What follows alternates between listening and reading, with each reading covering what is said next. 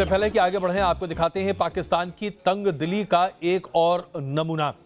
प्रधानमंत्री नरेंद्र मोदी अमेरिका की यात्रा करने वाले हैं और इसके लिए यह माकूल होता कि पाकिस्तान के ऊपर से उनके प्लेन को गुजरने की इजाजत पाकिस्तान की सरकार देती, क्योंकि पाकिस्तान की सरकार ने इस पर रोक लगा रखी है।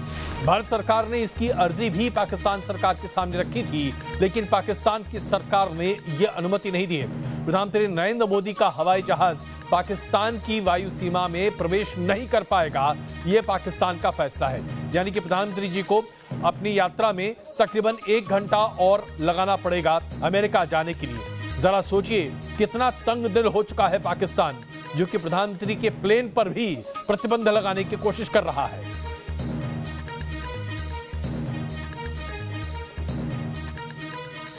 और आइए अब आपको दिखाते हैं यह खबर जो आपको वाकई में चौंका देगी। उत्तरी ध्रुव यानी कि नॉर्थ पोल पर जाकर अगर आप कुछ दिन बिताना चाहते हैं तो जरा फर्ज कीजिए कि आपको कितने पैसे खर्चने पड़ेंगे। जरा सोचिए, 2 लाख, 4 लाख, 5 लाख, जनाब 15 लाख रुपए प्रतिदिन। और तब जाकर 5 दिन के इस पैकेज में 75 लाख रुपए देकर आप एक इग्लू में रहेंगे। और रहेंगे कहां आप? उत्तरी ध्रुव में। जरा देखिए कि 75 लाख रुपए में आप उत्तरी ध्रुव यानी कि नॉर्थ पोल में क्या देखेंगे।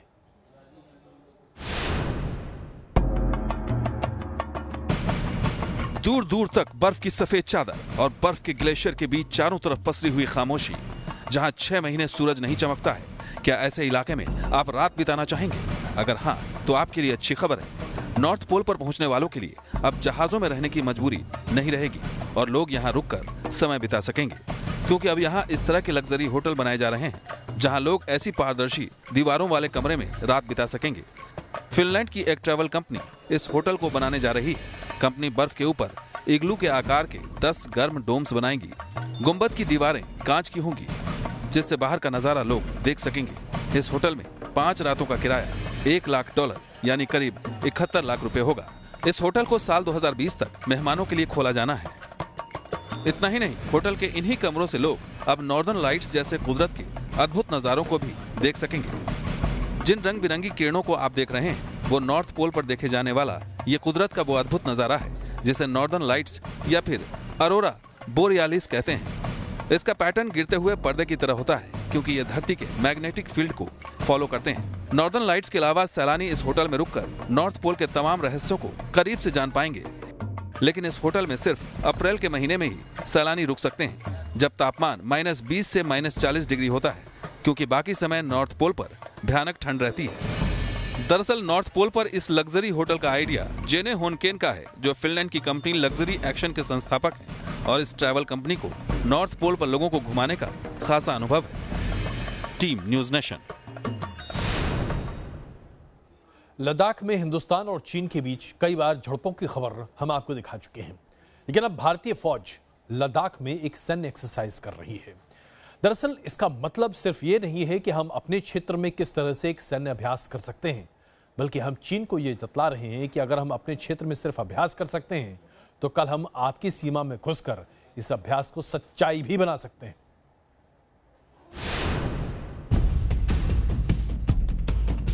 रात के अंधेरे में आसमान से हिमालय पर छलांग लगाते पैराट्रूपर्स,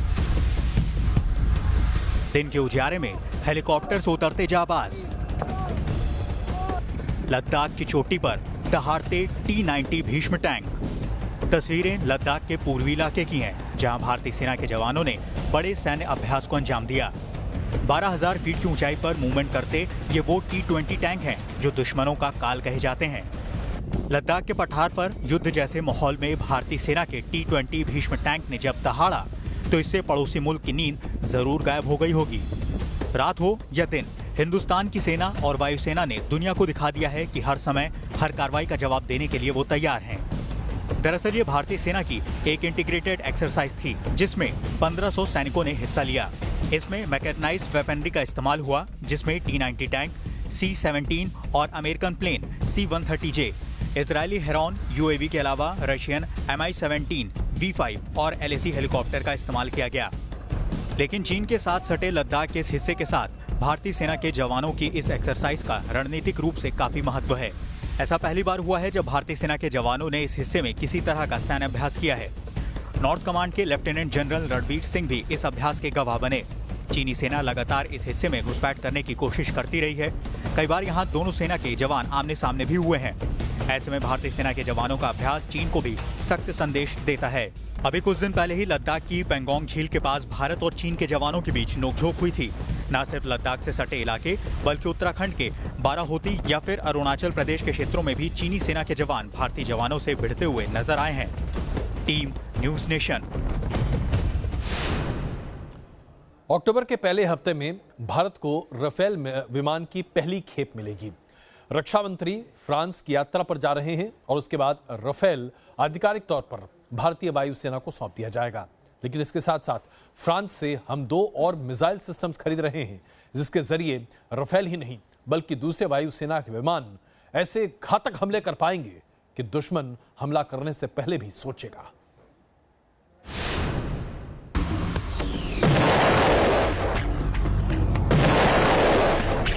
आसमान का सबसे बड़ा शिकारी जो 1 मिनट में 60,000 फीट की ऊंचाई तक जा सकता है।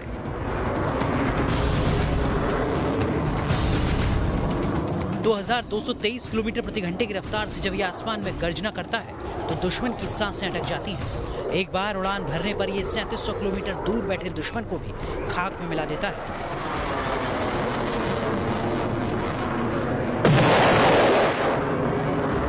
लेकिन अब इस आसमानी तूफान को मिलने वाली है महाविध्वंस की ताकत, जिसका नाम है प्लेट, मीटियोर और स्कॉल्प। यही वो 2 मिसाइलें हैं जो सैकड़ों किलोमीटर दूर बैठे दुश्मन को नेस्तनाबूद कर देती हैं।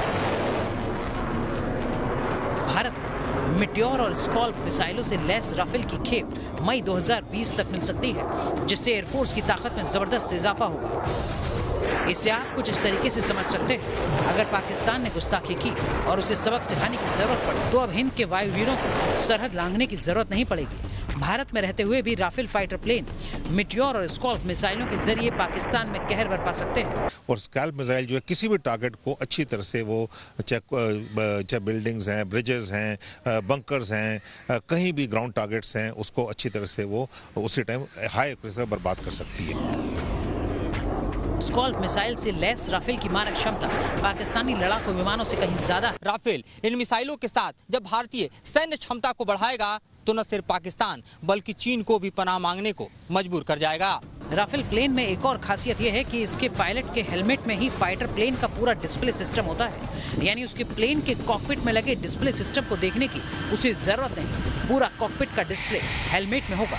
राफेल के आ जाने से पाकिस्तान के मुकाबले भारतीय वायुसेना की ताकत कई गुना बढ़ जाएगी। खबर है कि पहला राफेल जेट 8 अक्टूबर को भारत को सौंपा जा सकता है। भारतीय वायुसेना राफेल लड़ाकू विमानों को हरियाणा के अंबाला और पश्चिम बंगाल के हाशिमारा में तैनात करेगी। दिल्ली से मधुरेंद्र कुमार के साथ टीम न्यूज नेशन। इसमें कोई शक नहीं है कि बीते 6 सालों में भारत सरकार ने अपने फौज को और ज्यादा आधुनिक बनाने की बड़ी कोशिशें की हैं। तकरीबन अगर इसी साल की बात करें तो 80,000 करोड़ से ज्यादा की खरीद भारतीय सरकार इस साल कर रही है अपनी फौज के सैनिक उपकरणों के लिए।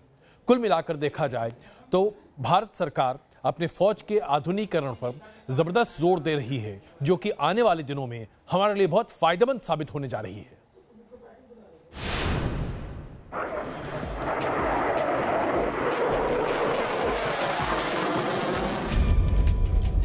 भारतीय सेना की ताकत लगातार बढ़ती जा रही है। मोदी सरकार ने 50 दिनों में भारतीय सेना के लिए 8500 करोड़ रुपए के कई हथियार खरीदे हैं। सेना ने 50 दिनों में जिन अहम रक्षा सौदों को किया है उसमें spike anti tank guided missile, R-73 और R-77 एयर टू एयर मिसाइलें, spice 2000 air to ground stand off हथियारों के साथ एक्सेलिबर गाइडेड गोला बारूद भी शामिल है। इतना ही नहीं, पिछले 5 सालों में भी मोदी सरकार ने भारतीय सेना के जंगी बेड़े में एक से बढ़कर एक घातक हथियारों को शामिल किया है। मोदी सरकार ने फ्रांस के साथ 36 राफेल विमान का सौदा साल 2016 में किया था। पहले ये विमान भारत को 20 सितंबर को मिलने वाले थे, लेकिन अब भारत को 8 अक्टूबर को राफेल विमान मिलेंगे। S-400 लंबी दूरी का जमीन से हवा में मार करने वाला मिसाइल सिस्टम है जिसे रूस ने बनाया है। साल 2018 में भारत ने रूस के साथ 39,000 करोड़ में S-400 की डील की थी। साल 2025 तक रूस भारत को सभी डिफेंस सिस्टम सौंप देगा। भारत ने सितंबर 2015 में 22 अपाचे हेलीकॉप्टर की डील अमेरिका से की थी। अब तक 8 अपाचे हेलीकॉप्टर भारत को मिल चुके हैं, जिन्हें पठानकोट एयरबेस में तैनात किया गया है।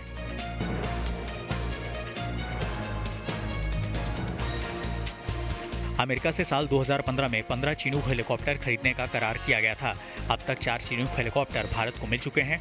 बाकी हेलीकॉप्टर अगले साल तक भारत को मिलने की उम्मीद है। इसके अलावा मोदी सरकार ने M777 होवित्जर तोप का अमेरिका के साथ करार किया है। साउथ कोरिया के साथ K9 वज्र की डील की है। इजराइल से भी एयर डिफेंस सिस्टम की डील हुई है। अमेरिका से long range maritime patrol aircraft P-8I का भी करार हुआ है। इन हथियारों की बदौलत ही हिंदुस्तान की तरफ आज कोई भी दुश्मन देश आंख तरेरने से पहले 100 बार सोचता है। Team news nation. प्लास्टिक की वजह से हो रहे प्रदूषण को लेकर पूरी दुनिया में आज जागरूकता फैलाने की कोशिश की जा रही है और प्रधानमंत्री नरेंद्र मोदी इस मुहिम को लेकर बड़े पैमाने पर आगे हैं। और ऐसा माना जा रहा है कि 2 अक्टूबर के बाद सिंगल यूज प्लास्टिक हिंदुस्तान में प्रतिबंधित कर दिया जाएगा। लेकिन इसमें अभी सरकार को एक दिक्कत आ रही है। जिस प्लास्टिक की बोतल का इस्तेमाल पानी के लिए किया जाता है, खास करके जब हम बॉटल्ड वाटर की बात करते हैं, मिनरल वाटर या फिर प्योर ड्रिंकिंग वाटर, ये पानी अभी भी प्लास्टिक की बोतलों में ही मिलेगा। इसलिए अभी इसका विकल्प सरकार ढूंढ रही है। लेकिन तमाम अन्य चीजों को बंद करना पड़ेगा, जैसे कि प्लास्टिक के फूल मत रखिए, प्लास्टिक के सामान का इस्तेमाल कम से कम कीजिए, प्लास्टिक के बैग्स का इस्तेमाल कम कीजिए और कई तरह के और प्लास्टिक भी हैं जो नहीं इस्तेमाल किए जाने चाहिए। आइए अब आपको दिखाते हैं दरअसल कैसी होगी जिंदगी बिना प्लास्टिक के।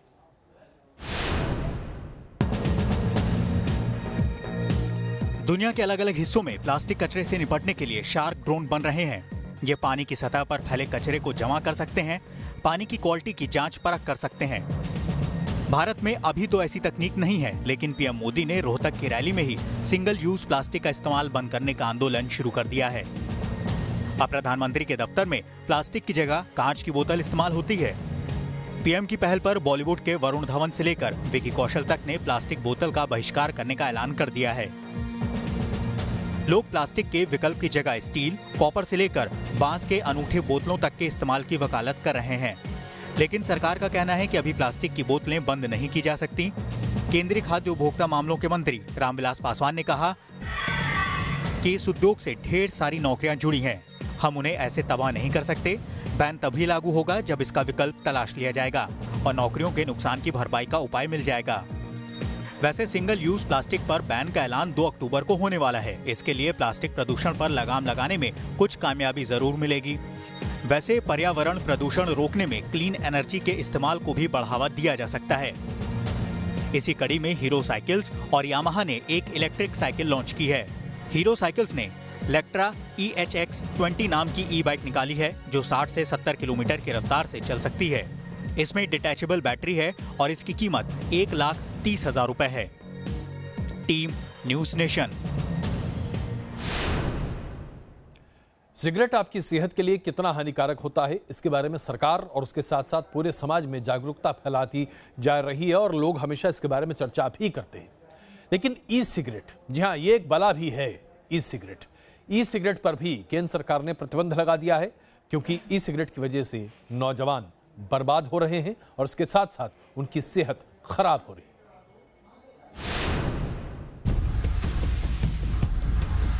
मोदी सरकार का बड़ा फैसला, ई सिगरेट हुई बैन, विज्ञापनों पर लगी पाबंदी।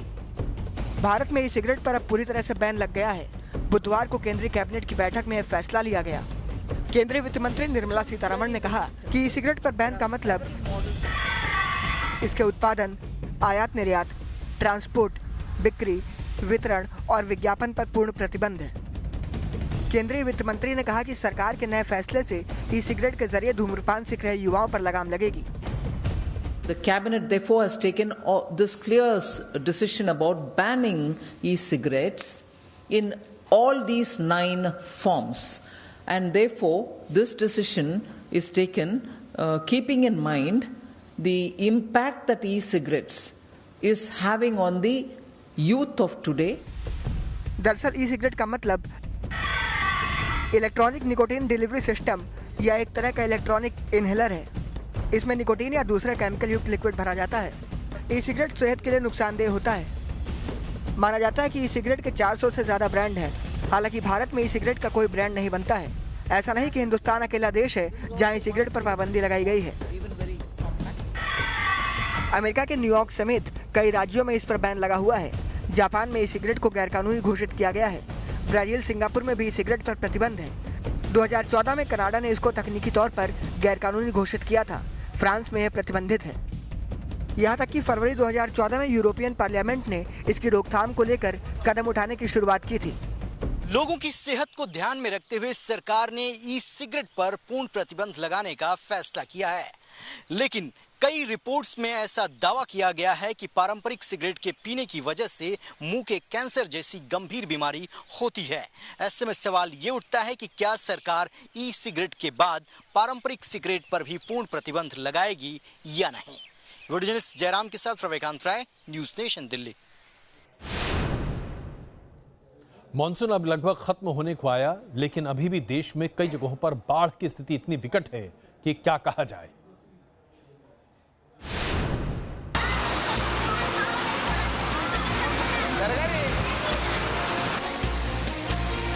आंध्र प्रदेश और तेलंगाना में सैलाब का सितम जारी है। कुर्नूल में सैलाब के चलते मंदिर ही पानी में डूब गया। मंदिर के अंदर तेज रफ्तार पानी से हाहाकार मच गया। मध्य प्रदेश के नरसिंहपुर में बारिश से जनजीवन बेहाल है। करीब 130 मकान पानी में जमींदोज हो गए, तो सड़क और गलियों से लेकर घरों तक पानी घुस गया।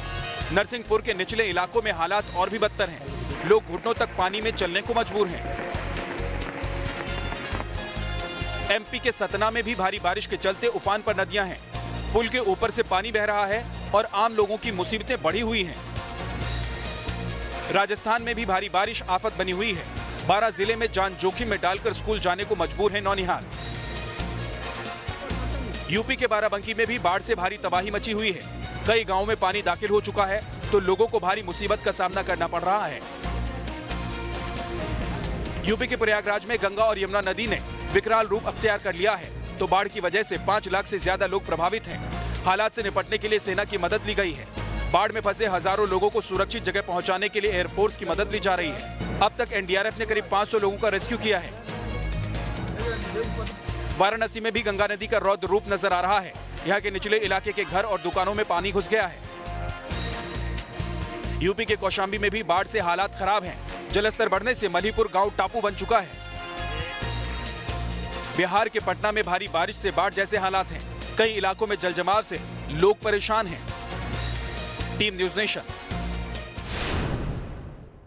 ऐसा लगता है कि 60 दिनों बाद हम सबों के पास अयोध्या विवाद का एक समाधान, एक हल होगा, क्योंकि सुप्रीम कोर्ट ने 18 अक्टूबर तक सभी पक्षों को अपनी दलील खत्म करने की हिदायत दी है।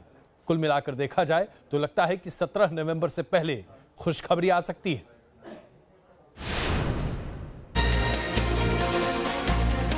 अयोध्या विवाद का मामला अब अपने आखिरी पड़ाव पर पहुंचता दिख रहा है और ये उम्मीद जगी है सुप्रीम कोर्ट में चीफ जस्टिस रंजन गोगोई की अगुवाई में 5 जजों के बेंच के पक्षकारों से बहस पूरी होने की अहम तारीख तय करने की अपील के साथ। तो कहा जा सकता है कि तकरीबन 491 साल पुराने अयोध्या केस में अब सुप्रीम कोर्ट में सुनवाई अंतिम पड़ाव पर पहुंच चुकी है और इस बात की पूरी संभावना है कि 18 अक्टूबर तक इस मामले में सुनवाई का दौर खत्म हो जाएगा और फैसला सुरक्षित रख लिया जाएगा। दरअसल कल चीफ जस्टिस ने पक्षकारों से पूछा था कि वो ये बताएं कि इस मामले में जीरह पूरी करने में उन्हें कितना वक्त लगेगा, ताकि कोर्ट ही निर्धारित कर सके कि आखिर फैसला लिखने में उसे कितना वक्त। साफ है कि सुप्रीम कोर्ट की दहलीज पर अब देश की नजरें टिक गई हैं और इसमें सुप्रीम कोर्ट से जुड़ी 3 तारीखें अहम हो गई हैं। इसमें 18 अक्टूबर तक बहस पूरी होने की उम्मीद है। इसके बाद 4 हफ्ते का वक्त फैसला लिखने में लगेगा और 17 नवंबर से पहले फैसला आ सकता है। सुन्नी सेंट्रल वक्फ बोर्ड की तरफ से कहा गया है कि वो अगले हफ्ते तक अपनी बहस पूरी कर लेंगे, तो रामलला विराजमान ने कहा है कि उन्हें जवाब देने के लिए 2 दिनों का वक्त चाहिए। जस्टिस रंजन गोगोई 17 नवंबर को रिटायर कर रहे हैं, जो संडे है, तो बिफोर 15 नवंबर जो फ्राइडे है जजमेंट हम एक्सपेक्ट कर सकते हैं, अगर सारी पार्टीज अपने आर्गुमेंट्स कंक्लूड करती हैं बिफोर 18 अक्टूबर। 17 नवंबर वो तारीख है जिस दिन देश के मुख्य न्यायाधीश रंजन गोगोई रिटायर हो रहे हैं। ऐसे में उम्मीद है कि रिटायरमेंट से पहले उनका बेंच सबसे बड़े विवाद में फैसला सुना सकता है। आपको बता दें कि 17 नवंबर को चीफ जस्टिस रिटायर हो रहे हैं और एक ऐसा मामला जो 491 साल पुराना है, जहां पर संविधान पीठ के सामने लंबी बहस का दौर जारी है। फैसला लिखने के लिए भी संविधान पीठ को वक्त चाहिए और ऐसे में कोर्ट ने डेडलाइन फिक्स करने के लिए कहा था और अब ये माना जा रहा है कि 18 अक्टूबर तक जो बहस का दौर है इस मामले में खत्म हो जाएगा और 17 नवंबर से पहले ही इस ऐतिहासिक मामले में फैसला आ जाएगा। वीडियो जर्नलिस्ट आरिफ के साथ अरविंद सिंह, न्यूज नेशन, दिल्ली।